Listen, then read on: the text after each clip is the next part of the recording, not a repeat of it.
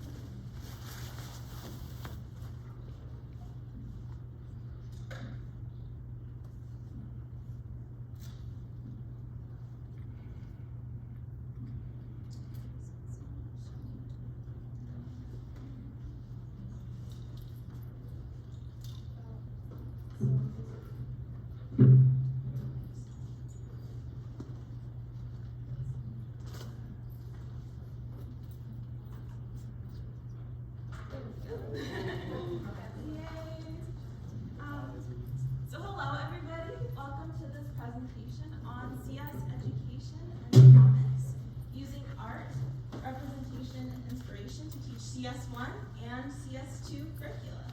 So I'm going to do this presentation in comic book form, which is fun and appropriate, I suppose.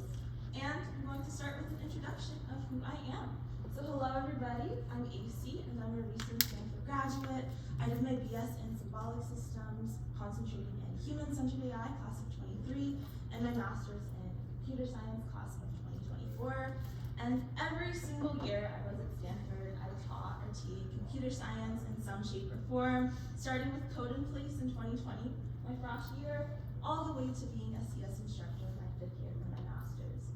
I'll be talking about the story of a CS educational comic book I made that ended up being published by the Stanford University Press, and I'll explore the possibilities that comic offers in terms of using art, representation, and inspiration to teach computer science. So, just a little bit of a background, engaging with diverse CS learners can be hard. CS 106A and CS 106B do a great job.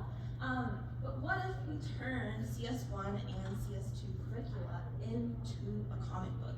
And not just any comic book, but one that uses learning psychology, visual thinking, this visual thinking method called Fractal Gridding, and even engages the computer science learning community. What could possibly happen? Introducing Bit by Bit, a graphic introduction to computer science. So, as mentioned earlier, this comic book is based on Stanford's introductory computer science classes, CS 106A and CS 106B, and is published by the Stanford University Press. And the book uses fractal gridding, character personification, and visual thinking alongside chunks of code to convey computer science concepts. So what might some of these look like? So here are 2 characters. On the left is Fabulous Function, and characters aren't just characters, they actually reflect their concepts through analogy. For instance, you can sort of think of functions as a black box that kind of perform magic, right? Well, a function is a black box with a little magic hat, and it has one hand for input and one hand for output.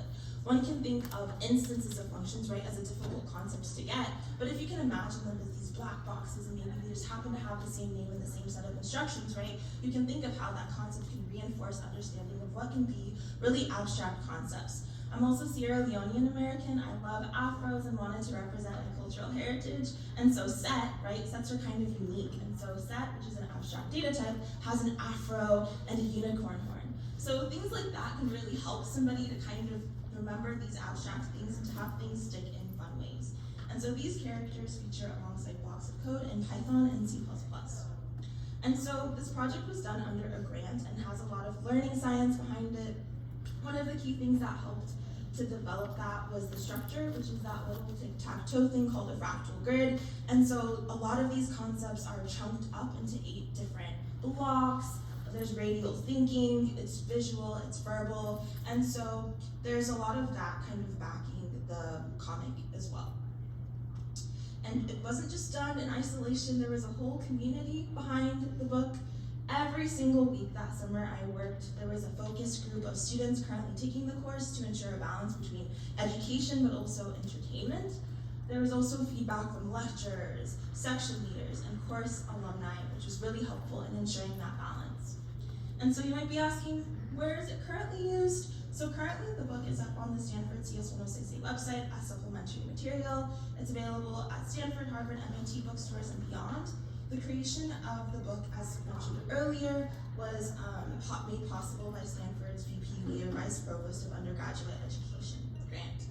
And so, future directions, I think with visual storytelling, edutainment, and a novel interface, like with fractal gridding, the book that showcases the potential of fractal gridded comics like this and art to engage CS learners at not just a student or individual, but community level. At the keynote today, one of the topics, people were talking about joy, kind of intrinsic motivation. That could help from different perspectives. And so I'd love to explore possibilities of collaboration or exploring more effective learners using the book.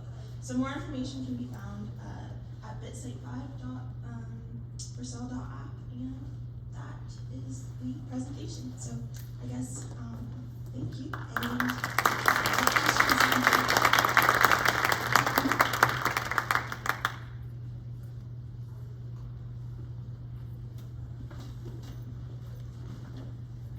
Thank you for the great presentation. So about a decade ago, Berkeley produced a bunch of posters, cartoons of Intro CS and paper version. Did you look at those? You're nodding. I'm nodding if it's CS Illustrated. Yeah. So I happened No, to, yeah. okay, maybe different. Maybe you did both, but yeah. Maybe. I happened to meet Dan Garcia yesterday, very animated, and he's like, wait, I saw this, and he showed me these beautiful illustrations of several different concepts, and so that brought me so much joy to see different, it was math, it was CS, different concepts illustrated. So stuff like that, I'm like, yes, more of that.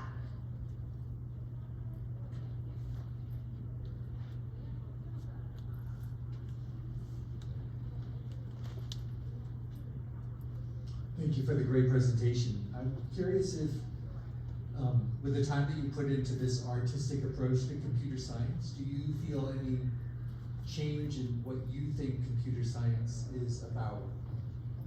We normally think it's about these silicon machines, but given your artistic approach, has it changed your perception of what the field is about?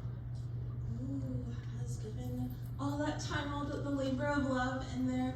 So I feel like when I was getting more and more into computer science with the different characters and such, it's kind of like, I think computer science is just learning about patterns and how things work, right? I think with people, with characters, if you understand those characters, you can kind of understand how systems work. And so it was kind of just whoa, everything is kind of the system. And it's about getting to know the system, whether that's a system of people, whether that is a system of functions, and that can kind of work. And so there's lots of translation that can go on between different fields. And so I think it kind of just furthered my love for how interdisciplinary computer science can be in terms of how it's taught and how it's approached. Any other questions? I have one real quick. I'm wondering if, so the identity, the cultural identity, what might stick with one group. Have you looked into working with people from just other areas of the country? Would this work well in, I'm from Texas, would it work well at my institution? So I'm curious if you've looked into any other cultural identities. Yeah, so in terms of cultural identity, I kind of just pulled from the environment around me, whether it was my culture or other cultures. So there's actually, one of the characters, Variable, I based it on kind of Texas. It's very friendly and warm and takes in a lot. So it's howdy, I'm Variable. And so it wasn't necessarily just, yeah, it's welcoming. So it wasn't just based upon like, I included mine in there, right? But it was just, I was like, oh, pulling from, this character is like somebody I met at Stanford. Like this person is, I'm gonna kind of write it in there. So I think through the specific, it's kind of a universal thing where it's not necessarily tied to any specific culture, but like a lot of different experiences are represented in a way that I think a lot of people can relate to. Well, Oh, yeah, it's available Amazon, different bookstores. Yeah, feel free to just search up Bit by Bit, Ecy King, and it'll pop up. Thanks for the support. very cool. Thank you so much.